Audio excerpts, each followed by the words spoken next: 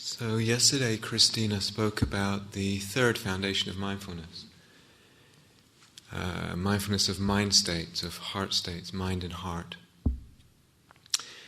And I want to, in a way, fill out this third foundation of mindfulness today and speak about working with thought in meditation.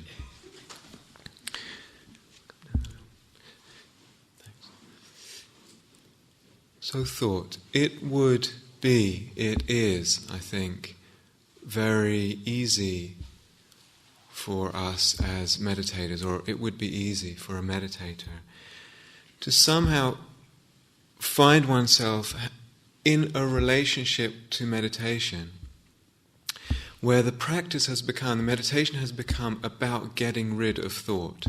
Now that could be a conscious effort, or it could be something that's kind of going on a bit more subliminally. But we're actually the practice is somehow getting rid of thought. Somehow thought has become almost a little bit demonized. And so meditation is not about getting rid of thought. At least this kind of meditation, insight meditation, is not about getting rid of thought. The situation's not helped really because there are actually a lot of texts, most of them from the Mahayana tradition, translated, I think, with a mistranslation, saying something like, all you need to do is get rid of thought. And that is not helping matters, that kind of mistranslation. And sometimes that's even, a practitioner would make that a goal, getting rid of thought is my goal, and oftentimes, because of the text and because it's understandable, we have a situation where it's like, just getting rid of thought, if I can reach the end of thought, that will be awakening, enlightenment, etc.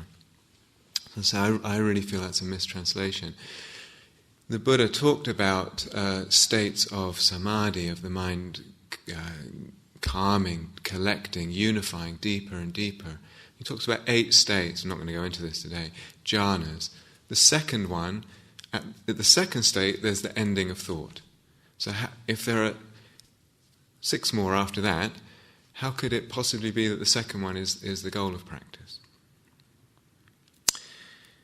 So, but it is possible that we find ourselves somehow, even if we're not thinking in those terms, in a way trying to get rid of thought in practice. When we also look at thought, it can be such a problem in our life. Thought and the way we're sort of bullied by thought and the thinking mind.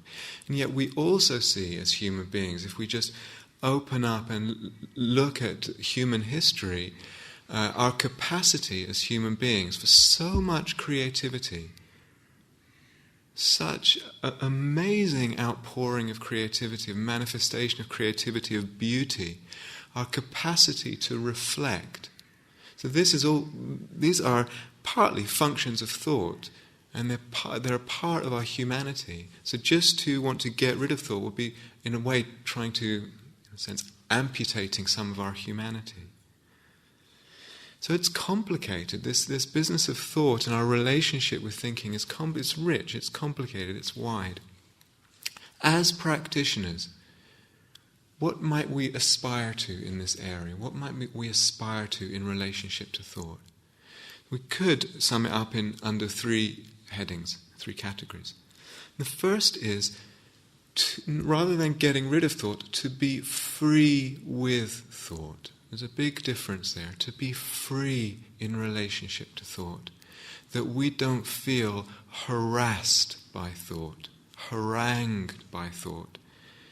That we're not also deluded by thought, misled by the thinking mind, confused by the thinking mind.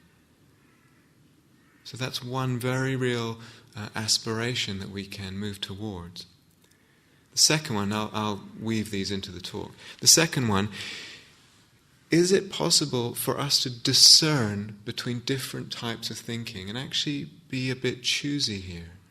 And discern and then be able to let go of certain unhelpful types of thinking. Because it's very clear when we look at our experience, there are some types of thinking that are just not helpful. And can we discern what they are? And are we able to develop the ability to let that kind of thinking go? Second aspiration.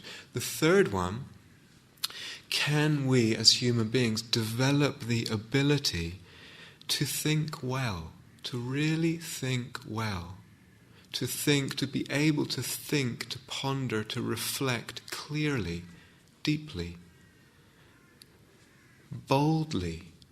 How easy it is in our life for the kind of mind to become tired or just conditioned by how we've been educated or what's presented to us through the media, other people's opinions, peer pressure, etc. Can we develop the capacity to be bold thinkers, courageous thinkers, energetic thinkers? So all those three, I feel, are very real aspirations for us as human beings and as practitioners. The Buddha talked about a turning point in his practice, a real turning point. He said before his awakening, when he was practicing, it occurred to him, what if in my practice, if I keep dividing thinking, the thoughts that occur, if I keep dividing them into two camps. One camp I can see, one type of thinking, I can see it leads to my suffering and the suffering of others. And he says, that kind of thinking, not only does it lead to my suffering and others, it obstructs understanding. It clouds understanding. He says, it promotes vexation. It just makes me agitated. And it doesn't lead to nibbana, it doesn't lead to awakening. And there's another kind of thinking that does not lead to my suffering or the suffering of others, does not obstruct understanding, does not promote vexation, and actually leads to nirvana, is conducive to nirvana. And he went into it further. He said, what I notice is that thoughts imbued with greed, actually sense desire, thoughts imbued with greed and sense desire, thoughts imbued with ill will, and thoughts imbued with harmfulness, those kind of thoughts are leading to suffering and not to nibbana. Whereas thoughts of renunciation, non-greed, non-ill will, thoughts of harmlessness, these thoughts do not bring suffering for me or others, and they are conducive, they lead to nibbana. So I'll keep dividing my thoughts. So there's a strategy in practice that he took up at that point, and he stuck with it. And he said, and from that moment on, I just decided I would abandon, destroy, and dispel the thoughts, the kind of thoughts that lead to suffering. So he talks a lot in warrior-like images, and oftentimes that doesn't sit that well with our modern psychology, but that was his language. So he tried to abandon those kind of thoughts. Just get rid of thoughts that are not helpful. Just drop them. But then even in terms of the positive thinking, he noted that though I could think about this kind of stuff all day, it would be tiring. So you have to exercise some moderation there. So what this really boils down to is a way of looking at our thinking, So usually we're just embroiled in it, or we, as I said at the start, we want to reject the whole package of thinking in meditation. But rather it's a way of looking and just seeing certain kinds of thinking, certain trains of thought around aversion or greed or boredom or whatever it is, that kind of thinking. As one of my teachers said, you can be sure it doesn't lead to nibbana. You know that for sure. It's not leading you to nibbana. It's not leading you where you want to go. So the Buddha's image is quite warrior-like, as I said, but in a way you can think of this as a kind of weeding process. It's like just taking out the weeds in the garden and nurturing the other stuff. Either nurturing the positive thoughts or just learning in time to abstain. And that becomes more possible, and I'll come back to that later in the talk. So in terms of cultivating the positive kind of thinking, for example, some of you will be doing the loving kindness practice, the metta practice. That is thinking, may you be well, may you be happy, whatever your phrases are, may I. That's a kind of thinking that is non-ill will, non-greed, non-harming. It's actually developing that as a line of thinking, as a kind of thinking. And then, as I said earlier, there's also this amazing capacity we have as human beings for reflecting, for pondering, and for creative thinking. How do I know the difference between thinking about, reflecting on something in a helpful way, creative thinking, and just thinking in a way that's just spinning with something, not helpful? It's a very important question. One way is that if I'm actually reflecting on something in a helpful way, I can choose to turn it off, like that. I can choose to be in it, to be out of it, to engage in it or not to engage in it. If I don't have that choice, in a way I am being thought rather than I am thinking. So this is this capacity for choice in any moment is an indicator of whether we're actually reflecting on something in a helpful way or whether we're just embroiled in something. The second way of telling the difference is sometimes we find ourselves, I feel like I'm thinking about this problem, I'm really thinking about it. But there's somehow in that thinking about it, this is a little more slippery, there's somehow not a clear commitment in our heart, a deep, firm commitment in our heart to actually think through this situation, this problem, this issue, think through it, to reach a conclusion, then to act on that conclusion, to actually make a commitment to make a difference. And so, because it's not moving in a trajectory forward into the future, it's just spinning. Because that commitment to act, to make a difference, isn't there firmly, isn't rooted in the heart. Now, to do that, to be able to reflect well, calmness really helps. It really helps if there's some calmness, and to develop calmness over one's lifetime, and then really aids our capacity to think well. So I really feel that this ability to think well is as important a part of practice, our ability to reflect, as our ability to give bare attention to anything. They're equally important, I would say, in terms of freedom.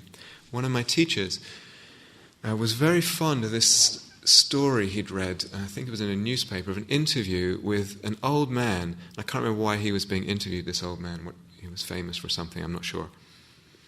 And he was reflecting on his childhood, and he said when he went to school and he got home from school every day, his mother would ask him, instead of asking him, what did you learn in school today, would actually ask him, what questions did you ask in school today? Which is, I think, actually brilliant.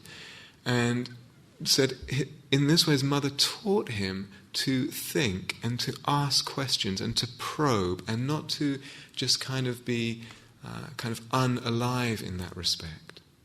So this capacity to ask questions, use the thinking mind, ask probing, difficult, piercing questions, very important for us as human beings, and certainly as practitioners. The Buddha is a little bit, for the most part, murky and mysterious when he describes his awakening. I mean, there's a sort of standard description, but it's a little bit vague, to be honest. He doesn't really explain clearly what went on. But there is one passage where he goes into it in much more detail, and he describes his meditative process leading up to awakening.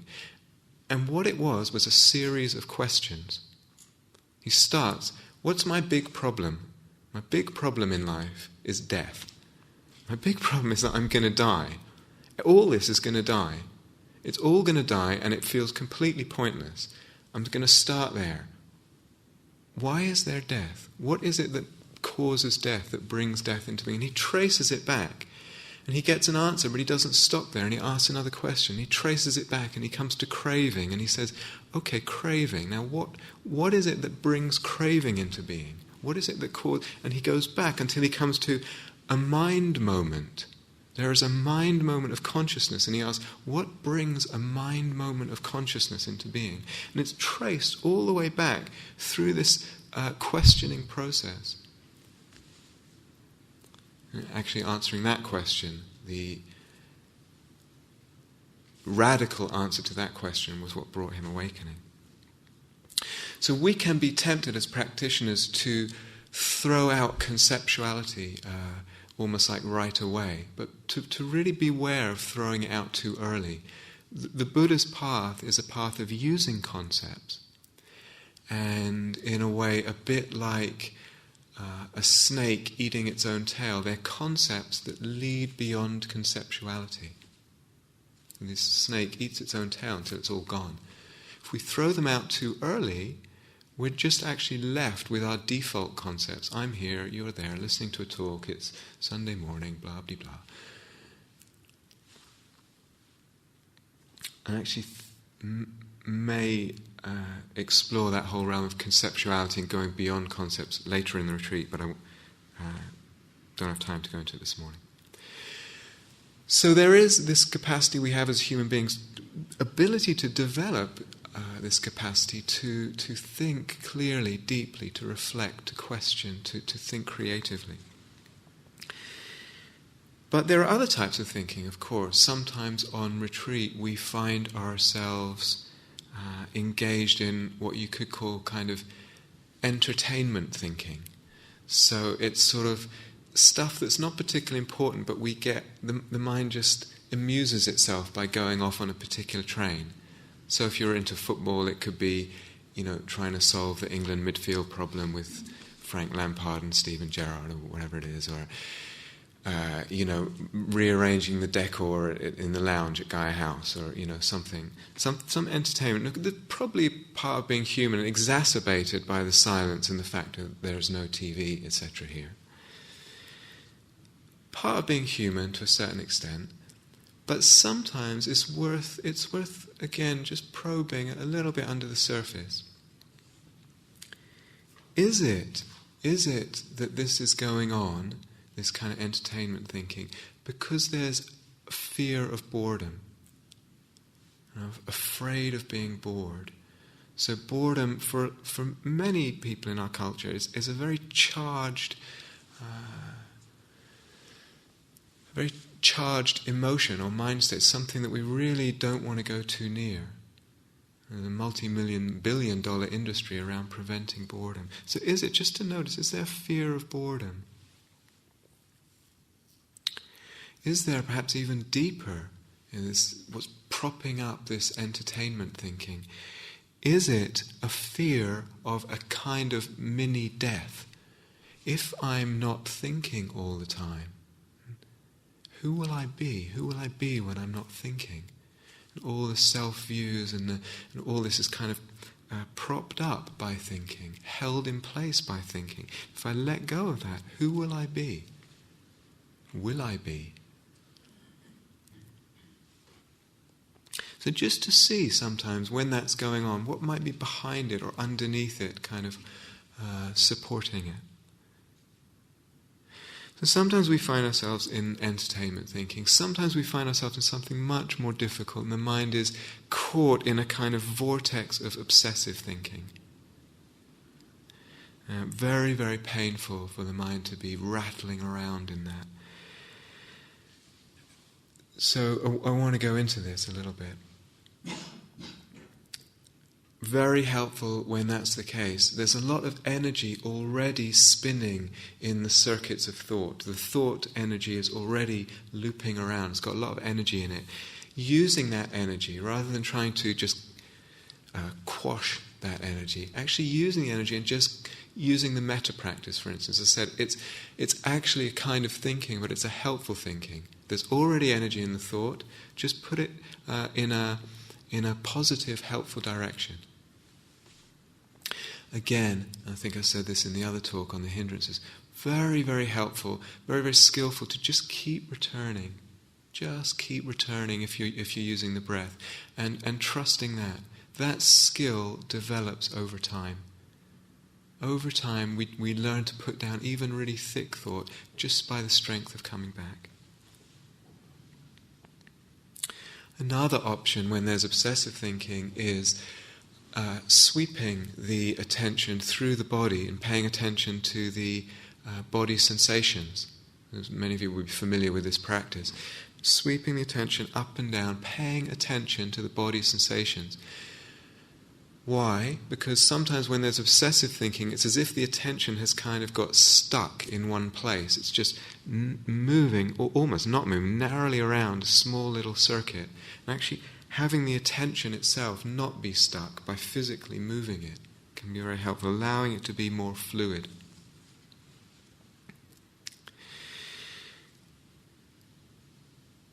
This retreat is a silent retreat.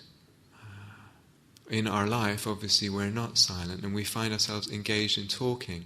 In a way, talking is like a kind of thinking with sounds. It's thinking out loud. And sometimes we find ourselves obsessing about something. A relationship has ended, or a relationship difficulty, a situation, whatever. The mind is obsessing. And we notice, we talk about it.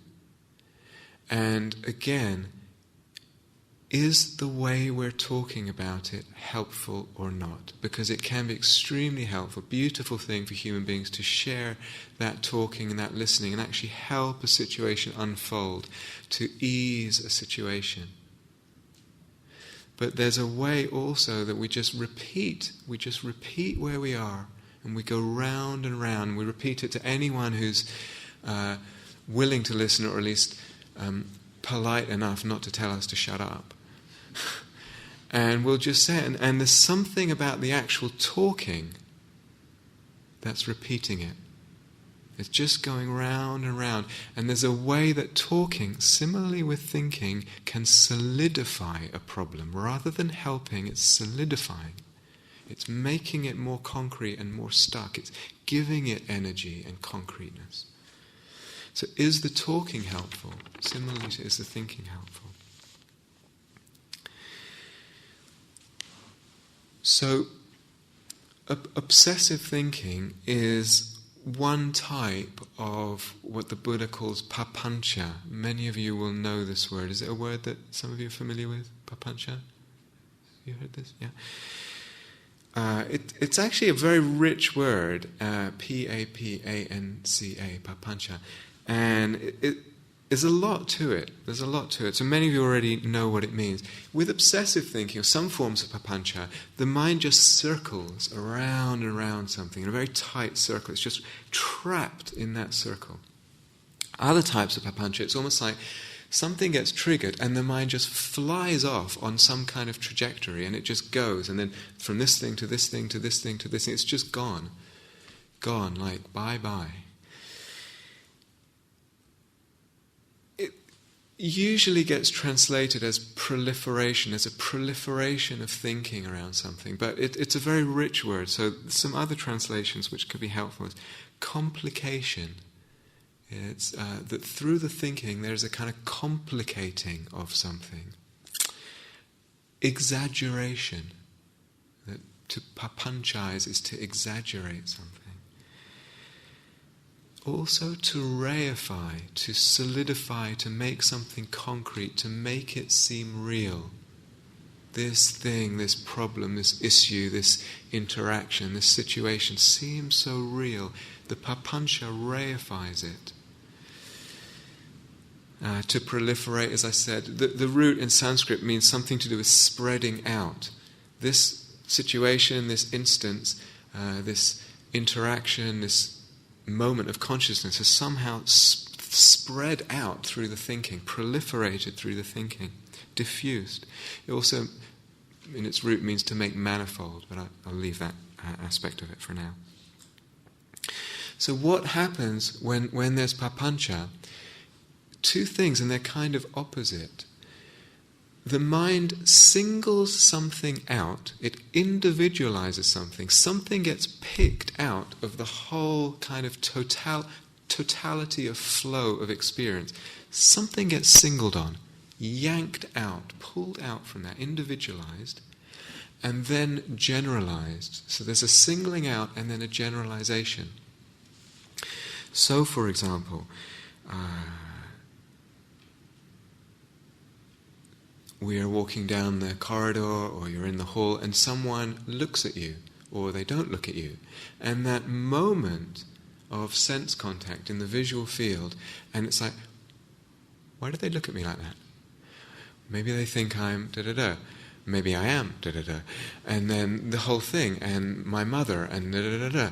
And the whole thing blossoms, it balloons out from this moment of sense contact. Or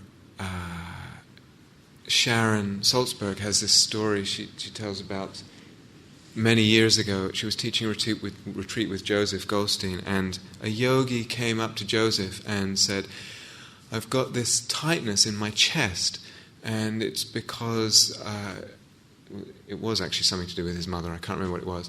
Something to do with my mother treating me a certain way, and then I can't breathe, and this whole thing. And Joseph said, you mean you have a tightness in your chest? And he said, no, yes, and my mother, and da-da-da. And Joseph said, you mean you have a tightness in your chest? And Sharon was just watching this go back and forth. And the tendency in that moment for the yogi was to proliferate what was actually a simple sense contact of tightness in the chest in this instance. Or recently, Christina and I were teaching a retreat in Holland. And there was a man on the retreat, middle-aged, with a shaved head and I think some tattoos, and a big guy, tall and very quite well built. And first few days he was quite restless, would come into sittings a little bit late and was quite a little bit agitated and would often hurry out of the hall at the end of the sittings. And quite interestingly, a number of people on the retreat got into this whole story that he was, some kind of serial killer and was going to kill everyone on the retreat and go and get a gun and shoot people, and really building up this whole story, and started talking to each other in the silent retreat about this situation, building it up between them about it. And of course the guy was just going through some stuff actually and just had a good cry, and that was the end of it. But what the mind does with some sense contact through one of the senses, and then papanchizes, blossoms it out into something. Now, this process can start, when it starts, it can seem very innocent, very innocuous. It's just an association I'm making with something, it's just a filling out of something. But what happens is it's like playing with fire. It so easily gets out of control. And that's, in a way, a definition of papanca. It's spinning out of control. It's spun out of control. And soon we feel tormented by it. And I know everyone knows this, because it's part of being human. I know everyone knows this.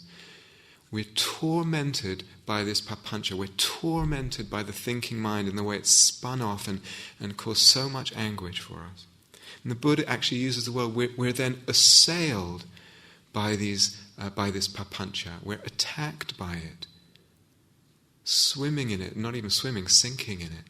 Assailed is the word he uses. He says, what one proliferates conceptually, in other words, what one begins to papanchize, due to that, concepts characterized by the tendency to proliferation. It's a little hard English, meaning the kind of concepts that spin out from papanca, those kind of concepts characterized by papanca then assail him or her with regard to the six sense objects, with regard to what we then see, smell, taste, touch, hear, and think or imagine. With regard to the six sense objects, could be in the past, could be about the future, could be in the present. So everything that the mind touches then we seem assailed by this thing. Everything it's like reminding us of that. So there's a story, I don't know where it's from exactly, of a magician in India, an ancient magician in India, came across some bones of a tiger. Abracadabra to the bones, resurrected this tiger out of the bones, and then the tiger ate the magician. Papanca is a bit like that. We start with these concepts by themselves. They seem quite innocuous. We get embroiled in them. We get attached to them. We invest them with energy, and then they assail us. They devour us. Sometimes with papanca, at the beginning of it, or even in the middle of it, it feels like, it's okay, I'm just off on this little thing. And then we're in the suffering. In hindsight, we look back and think, God, what on earth did I get into there? What happened? What crazy thing did I get into? It's obvious that it's suffering in hindsight.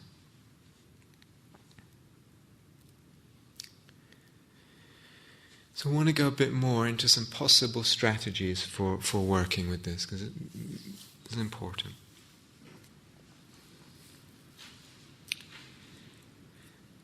So, can we see in our meditation, in our practice, in our sitting, in our walking, can we see a process? Now it takes some calmness to see this, but I think it's possible to see.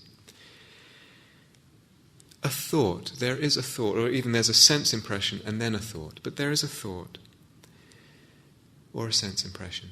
And then quickly, in response to that, there is a vedana. Now, Catherine talked about this a couple of days ago. There is a vedana, a sense felt of it being pleasant or unpleasant or in between. So there's a sense impression, a thought, and then a moment of feeling. Let's say unpleasant, for example, unpleasant. And then, in relationship to that unpleasant, that felt unpleasantness, and we feel it in the body, that felt unpleasantness, there is aversion. I don't like, I want to get rid of. Now we might not be conscious of this, but it is going on, it's operating, and it's spinning a wheel that then has massive implications. There's unpleasantness, and then there's aversion, want to get rid of, don't like, reject, without consideration. And then, because there's a version of this feeling in the body of unpleasantness, we actually tend to go into a kind of thinking mode of trying to get rid of it. And again, this can be actually unconscious. And we go into planning or worrying or papanchizing. So we're spun off through the aversion, through reacting with aversion, into thinking in a way that's actually trying to get us away from the unpleasantness, but it's spinning us round like wheels spinning in mud and then just sinking deeper. So, sense impression, thought, unpleasantness, pleasantness, or whatever, reaction, aversion or craving, and then going into a kind of thinking that fuels the whole process, papanchizing. Is it possible to see that? We really need to see that. So it's much easier to see when the mind is calm, and we can see this. But then, is it possible to cut it? Is it possible to cut it?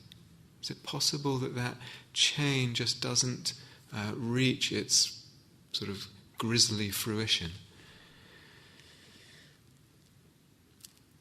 Yes, it is. It is possible. It's actually possible in a few places to cut it. The easiest place to cut it is at the vedana. At the vedana, where in the example where it's unpleasant. So there's a thought triggered. We think, oh, he's an idiot or whatever, or he's like this, or I'm like this, or my life is like this, and that unpleasantness. And staying at that vedana and not letting it spin off into the kind of unhelpful thinking. So it's easiest to cut it there. Now, here's a really, really important point. Sometimes with this kind of teaching, it's easy to hear that and think, okay, then I need to catch that moment when it first happens. I walk down the corridor, someone looks at me, there's a moment of unpleasantness or pleasantness or whatever, and then I need to catch it at that point, and I need to be razor sharp. And if I've missed that moment, I just have to sort of sit through the misery and the soup of it. It's actually not the case. So this is not really a linear in time thing. It's not linear in time. This is so important, because otherwise it's just going to feel completely impossible to be that microscopic. Sometimes you can catch it, but generally we'll feel like we missed the moment. So it's not linear in time. It's rather the case that this vedana tone, this unpleasantness or pleasantness, is always available to us as a strata of experience that we can tune into and stay tuned into.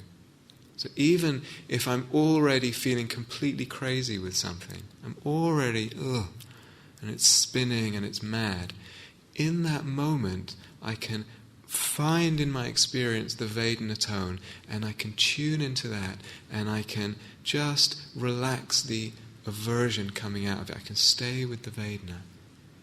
It's not necessary that one catches the initial moment. It would be too difficult then. So, sometimes if there's obsessive thinking, what we usually find is we go in and out of that. It's actually impossible to sustain the energy of obsessive thinking non-stop. It's too tiring. We would, we'd probably pass out or something. But what generally happens is that there's periods of it. There's periods of it. So when there's calm, if there's been a lot of obsessive thinking, periods of obsessive thinking about something in particular, when there's calmness, stretch of calmness, really helpful sometimes to deliberately invite the obsessive thinking and invite what it was that one was obsessing about, and just drop it in to the calmer waters. And it may be that in the calmness, in the spaciousness of mind, then you can actually begin to see what is it that's hooking the mind here, because something is hooking. Something is hooking us when there's obsession. Something is hooking us to be dragged round and round. How is that hooking happening? It's actually clearer to see in the calmness. So deliberately dropping in. If it feels like you drop it in and then you're just right back in the soup, do something else. Metta, or come back to the breath, or whatever. There's no virtue in staying in the middle of a soup and feeling completely lost in it on that level.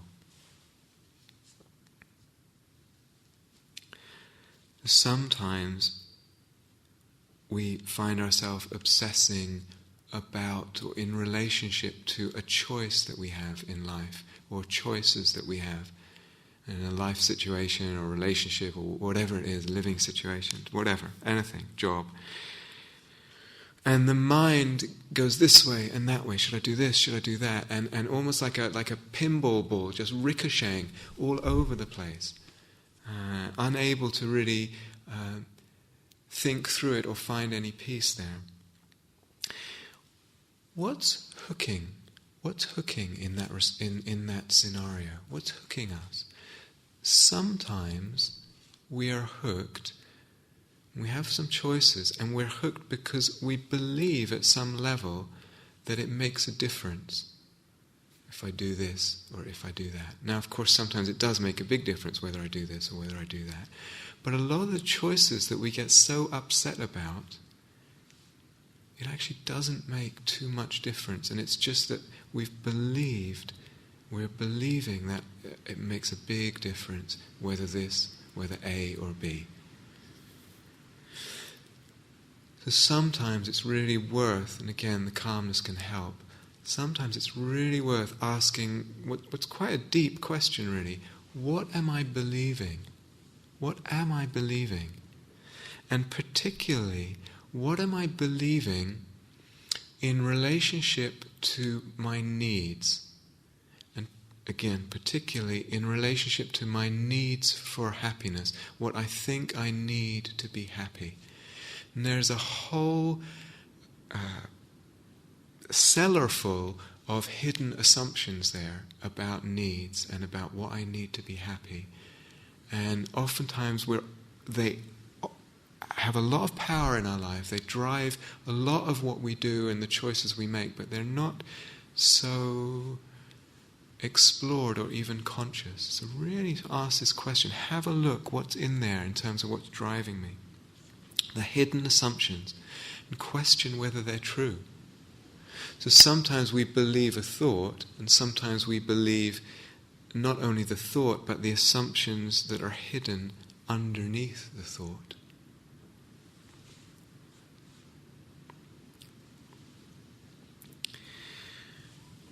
Sometimes we find ourselves obsessing about something, and what is spinning the obsession is that sometimes it's a belief that something makes a difference, or believing some assumptions.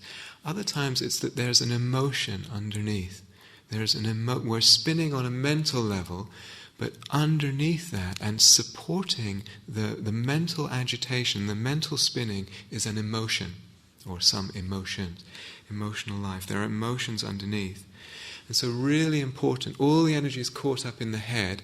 Can we go to the body, over and over, go to the body and find the manifestation of that emotion in the body, and be with that in the body. So often something happens in an interaction or a situation, and we feel injured. We feel injured by what a person did or said or didn't do or didn't say. And we feel hurt. And out of that feeling of hurt and injury, it's almost like we're not quite with that. We're above it, spinning in the thought.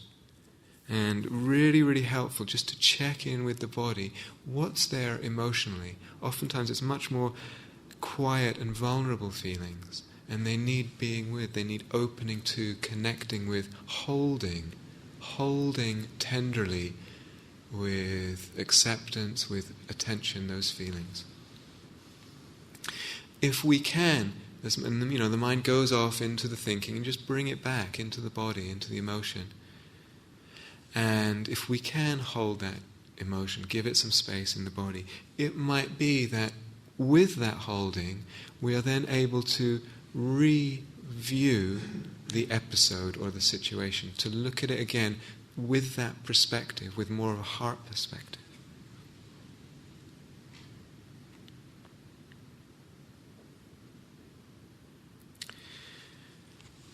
There's a sutta in the discourses, and Sakka, the king of the gods, comes to the Buddha, and he says, he's trying to trace suffering, and he asks all these questions. So where does it come from? People arguing and all this stuff, and then he comes back to this thing about papanca, and he says, okay, how does one practice? He says, for the right cessation of papanca.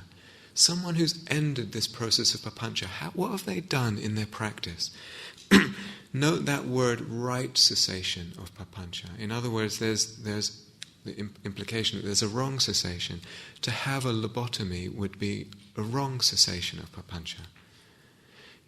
To go into some kind of stupor or drugs or even certain kinds of meditation where we're just kind of blanking everything out. That's wrong cessation of papanca.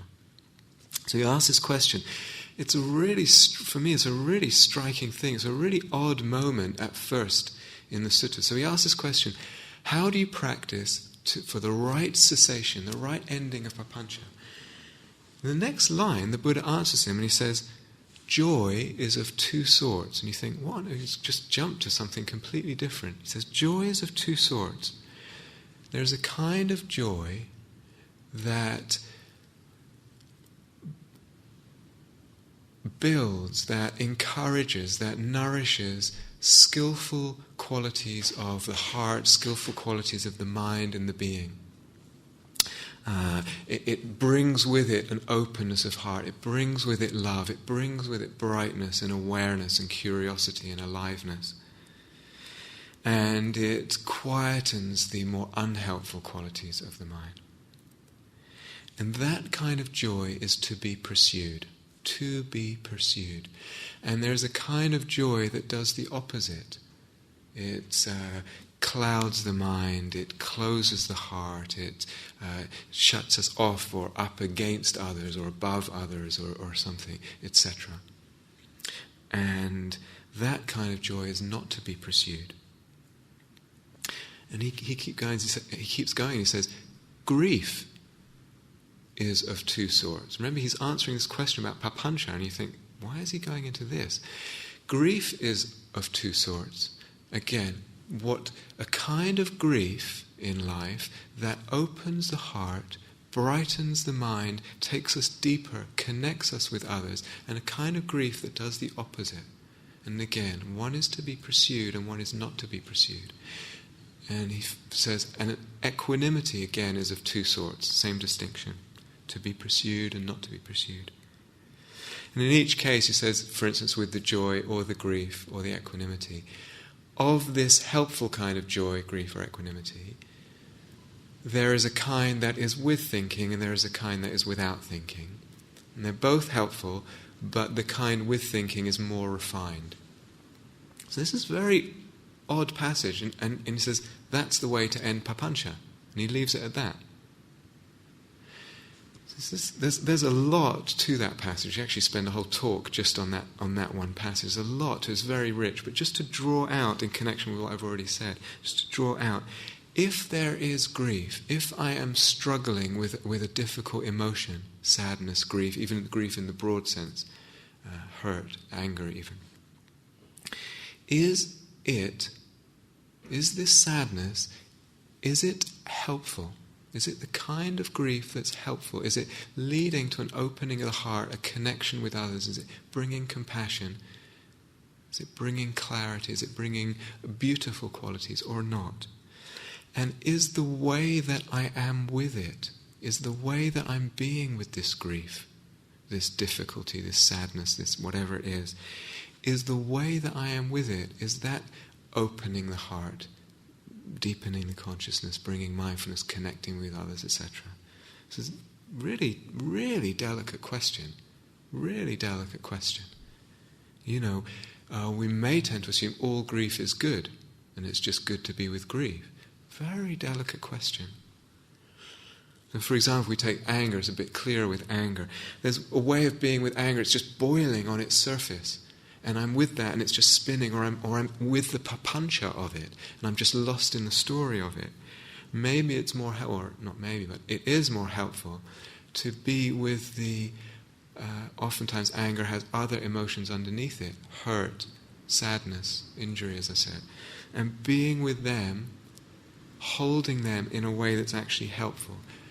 Something's coming out of that grief in that respect.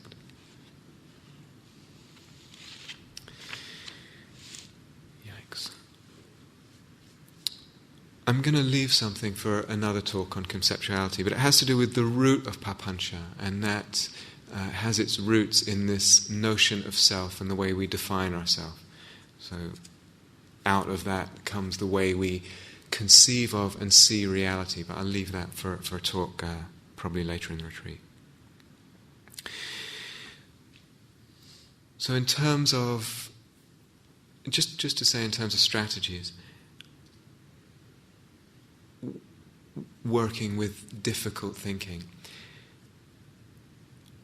Slowly, gradually, over time in our practice, we are able to cultivate, or we do cultivate a sense of well-being. This is something that happens anyway, and something I think we should really be interested in. It's like, how can I, as a human being, as a practitioner, deepen this reservoir of well-being?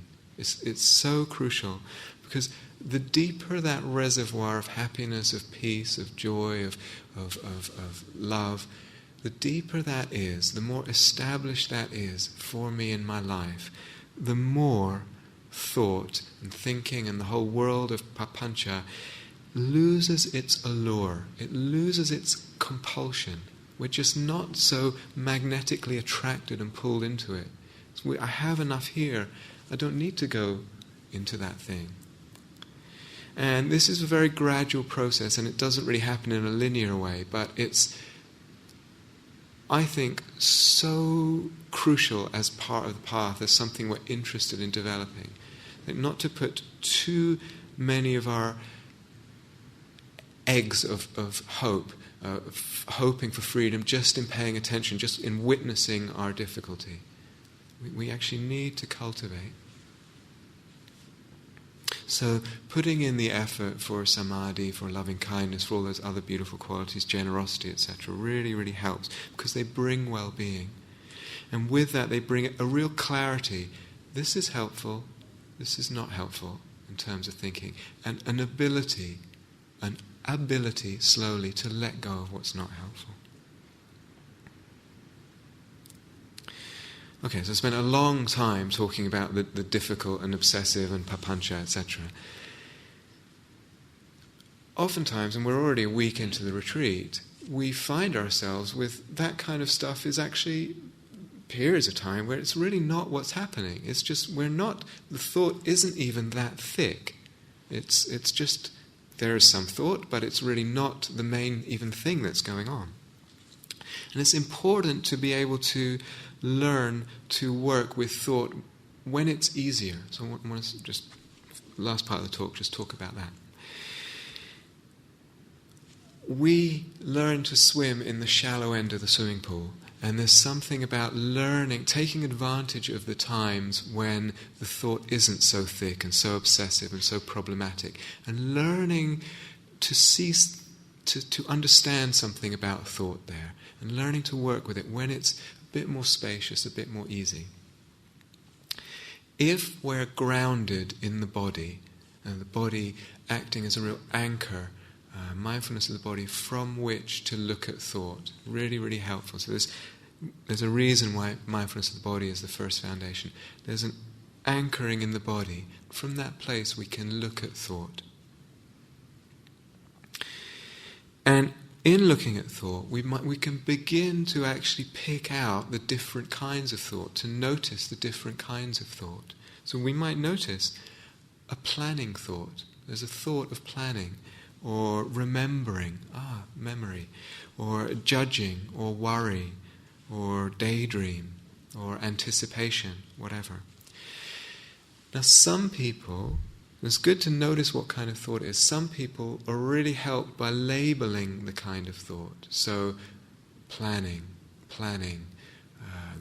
remembering. Some people find that very, very helpful to create a sense of spaciousness and non-attachment in relationship to the thought. Other people don't find that helpful at all, so just go with what's helpful. But I will say something else about the labeling.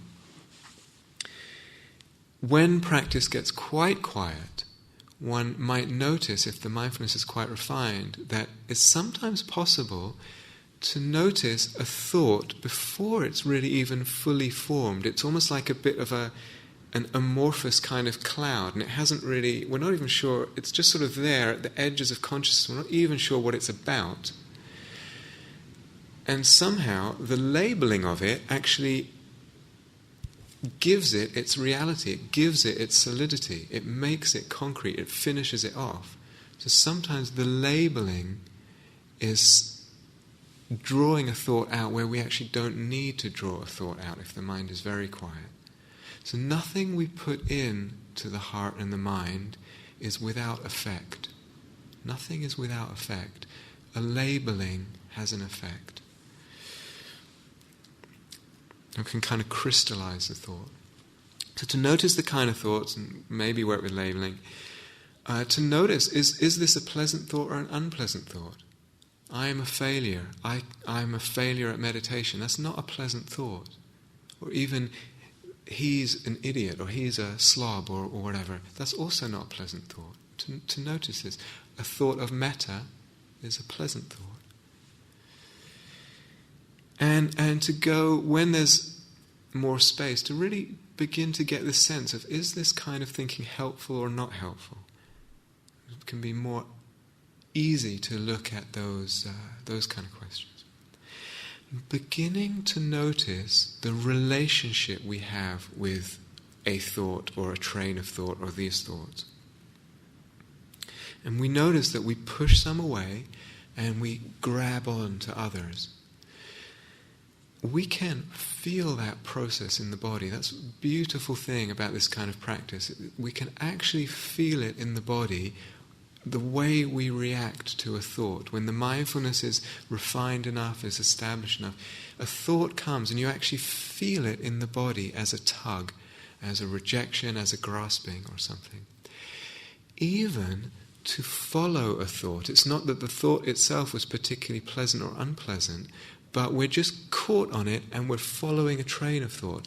When the mindfulness is quite still, you actually feel that as a kind of unpleasant strain in the body. And it's very subtle. No one would say it's big, tragic dukkha. But it's something that's felt as dukkha. You say, this just following a thought is actually dukkha. And through all this, we begin to move, and it's a very important transition, begin to move into being, in a way, more interested in the process of thinking than the content. More interested in the process than the content. This is quite an important sort of movement or step. So it can be really, really helpful to, in this respect, looking at thought, work with a very spacious awareness. And really establish, really open the awareness up quite spaciously. Sound can really help. So again, the birds are not here when you want them as an example, but opening the awareness to listening. And because sounds come from all different distances and directions, that can help create a sense of space or open a sense of space in the awareness. Then just being open to listening, and the awareness receiving listening. If the mindfulness is established, if there's calmness and there's listening, begin to have this sense of thoughts being just like sounds in terms of the way they arise and pass. Tuning into this aspect or this way of seeing thought. They arise and they pass. They appear and they disappear. A thought just comes and it goes, like a bird tweeting. Just comes and it goes. They are ephemeral. A thought is ephemeral. It's also, as we begin, if you can work in this more spacious way, and you begin to get a sense, a thought is very insubstantial. It's almost not there. It's like you can almost put your hand through it. There's nothing there. Ephemeral and insubstantial. Begin to also notice thoughts are unpredictable. They're unwilled. They just pop into that space and then disappear, unwilled. They're unpredictable. Begins to attune us to this other factor that thought is, we say, not me, not mine. It's just happening. It's just appearing in the space and disappearing by itself. They just appear and they disappear, unwilled. Thought is not me, not mine. We tend to have a thought, and if it's a bad thought or an ugly thought, we blame ourselves for that, or we judge ourselves for that. Begin to get this sense when thoughts are less thick. It's just a thought. It's just a thought. It's not me, not mine. So an analogy would be the sky, or even the sky at night. And for instance, a shooting star just appearing in the sky. It comes out of nowhere. And it's very dramatic looking, and then it just disappears back into the night sky. The space of awareness, very similar, and to begin seeing thought that way. Thought has as much significance as a bird tweeting from this point of view, or the wind in the trees. Doesn't mean anything. It's just a sound, arising, disappearing. It's just a thought, appearing, disappearing. So this mode of practicing, of establishing a very spacious awareness, opening up to a very spacious awareness, and letting that spaciousness just accommodate everything, letting everything arise and pass in that space. Very, very beautiful way of practicing. Very helpful way of practicing. It's not ultimately true to say awareness is vast space, although a lot of people say that. It's actually not ultimately true. But it's extremely helpful way of practicing. Extremely helpful. If we can begin to get that sense in practice. So think about the space in this room. This room has a nice big space in it. Anything can happen. People cry in this room, people get angry, people have insights, people have joy, people make sounds. Everything happens. A rhinoceros could come in this room and do a little dance, and a big monster could come in this room and be really ugly, and doesn't matter. From the point of view of the space is just a space. It's totally unaffected. The space of awareness is similar. It's unaffected, it's unperturbed, it's unmoved by what happens in the space in terms of thought. It doesn't make any difference to the space of awareness. Begin getting this sense and working this way. Begin really, really at a very deep level undermining the authority of thought. So in our lives as human beings, thinking has such authority, such clout and power that actually we have given it. We begin to see thought has no authority, no power other than what I give it. Has no power outside of what I give it. And begin to undermine that, to take that away. And you see, a thought is really just a thought. It's just a thought. It's just a bird tweeting. It's just the wind in the trees. It's just a thought. And we can be free with thought. Free in relationship to thought. Really, really free in relationship to thought.